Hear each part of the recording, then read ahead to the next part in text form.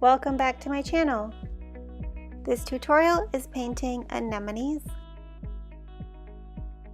And if you're new, hello, my name is Nisha and I teach watercolor and illustration tutorials. So grab your supplies and let's get started. So starting with a light purpley lavender color, I have a large round brush.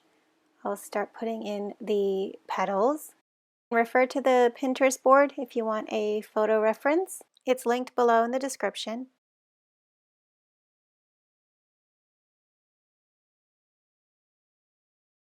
And because these petals are really light, almost white, I'm going to be picking up some of that extra color by dabbing my brush on a paper towel and then using it like a sponge and picking up any extra paint and color. That will give you that translucent and delicate look.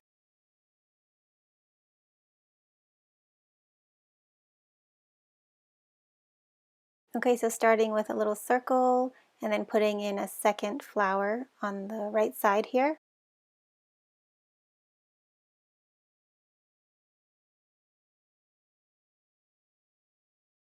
So that color from that circle is bleeding into the bigger petals, which are mostly water. It's still very translucent. You can also drop in some extra color into the center while it's wet or damp, and that will also bleed out and expand as it dries.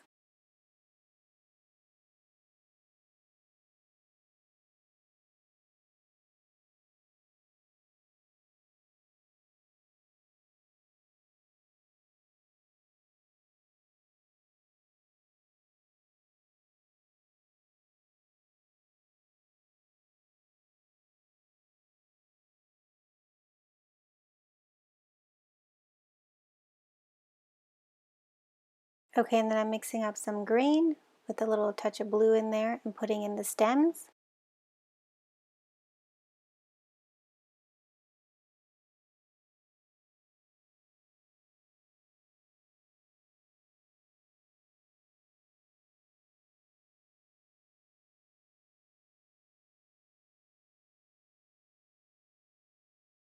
And also I'm putting in a tiny smaller flower with a little bit of a side view over on the bottom right.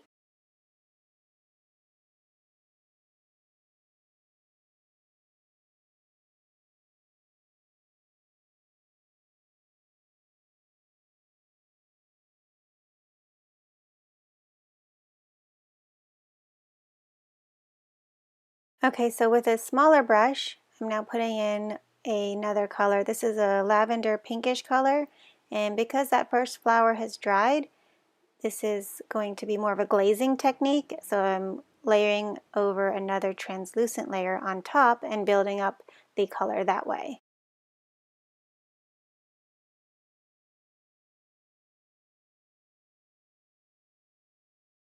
Glazing really just means to layer on top, so you can do any color and you can shift your flower or object that you're painting into a cooler palette or a warmer palette depending on what colors you glaze on top. It's a fun technique.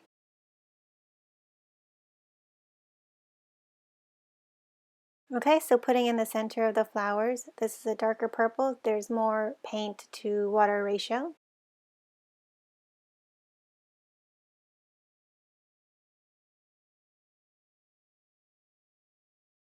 And for that smaller third flower, I'm putting a little angle in that center area for the bottom so that it shows that it's a side view.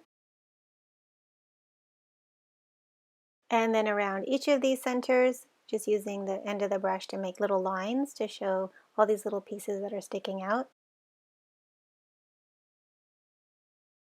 And then you can just add the little dots that go on the end of each of these lines.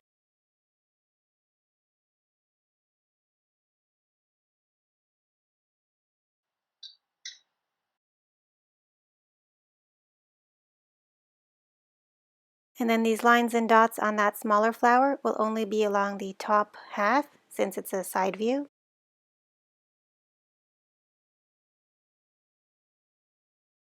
Okay, so now that the first layer has dried, we can go in with a second layer, which will build up the shadows and add some more definition onto these petals.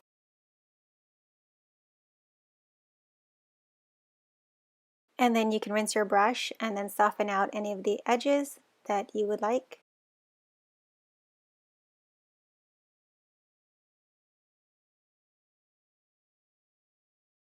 When you're building in your shadows, just keep in mind your light source. So if your light is coming from the right, then your shadows will be on the left, and vice versa.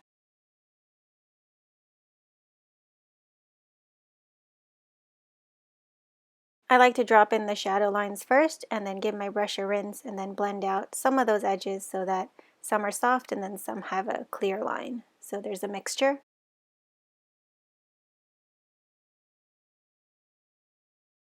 So it's these little details that will pull the final piece together, and they might be really subtle, but they make a big difference.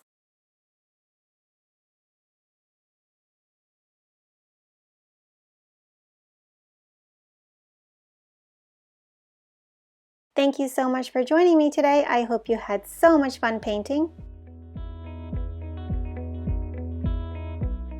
Also, check the description. I run a free watercolor challenge for beginners, and I also have a beginner-friendly watercolor class. It's a course all about botanical illustration.